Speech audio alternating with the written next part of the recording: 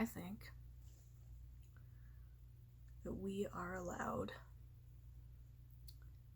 to celebrate small victories, to hope for small victories, and to talk about what we hope will come in the future while we're waiting for the big victories. I think if we need to take a night and just not be aware of what's going on in order to recharge and be there for people who need to pay attention, I think that's okay. If we need to be glued to what's going on, as long as we are aware of the impact that might be having on ourselves, I think that is also okay. Because the reality is that in order to process everything, we have to celebrate and hope and make plans. We also sometimes have to shut down to self-preserve somehow. It's all good. Even when it's not good, it's got validity.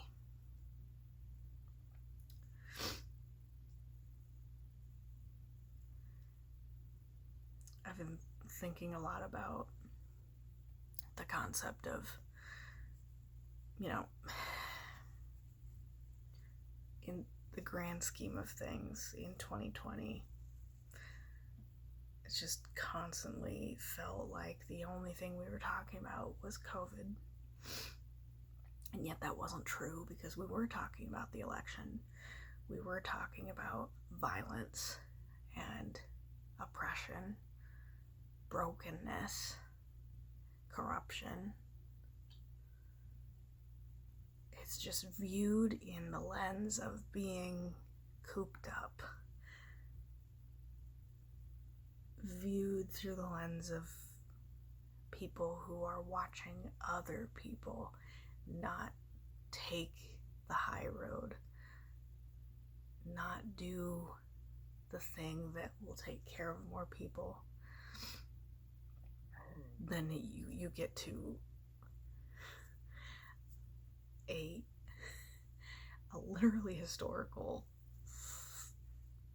mind-blowingly, it's not unprecedented, it's not, but the event that brings to light for a fraction more people how broken we are as people.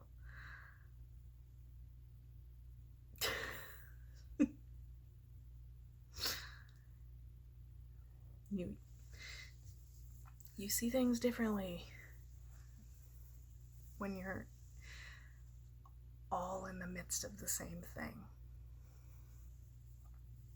I remember in April, when a lot more people were indoors all the time, a lot more people were isolating all the time, there was this solidarity.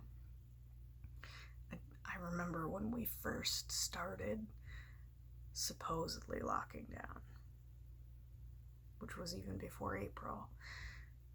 I remember talking in here about everybody in the world knowing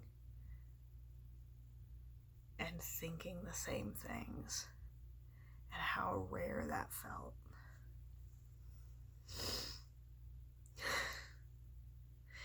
And looking back at that, having no clue what this was going to be like 10 months from then, and then looking at what's happening this week and how we could predict a lot of this. It didn't take a rocket scientist to figure out that there was going to be deep division and unrest and stress and anxiety. That's not surprising. We all kind of knew, didn't we? We knew that. Because this is not our first time. It's not. I think about all of that. I think about where we're going after this week. Electing a different president will not change the fact that there is a pandemic that many folks are still refusing to take seriously.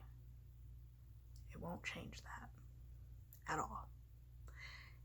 It may change some rules that some people will break.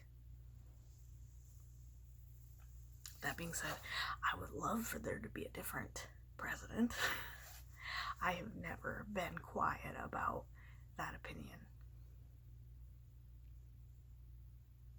But I'll also say I have grown in my thinking significantly in 4 years. And I also have no more patience for those who would rather us stay with the status quo. Especially when the status quo is killing people. So if we need to take a few days and rest, if we need to take a few days to hope for things while we're waiting, to celebrate little victories while we're waiting on a bigger victory, to make plans for things that are coming, I think we can do that. I think that might be the best course of action.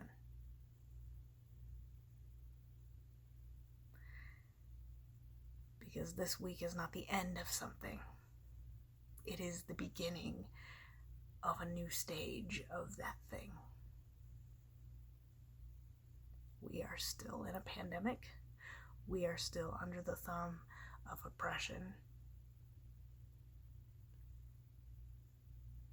We are still under the thumb of bigotry. As long as the thumb belongs to someone who thinks that way, we're not getting out of that. It's just, what are those of us who can squeeze out from underneath that thumb? What are we going to do about it? How are we going to cut that thumb off?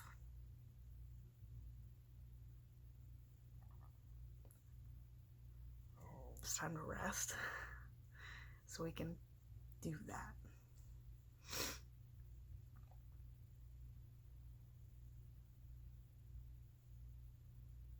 It's just a new stage.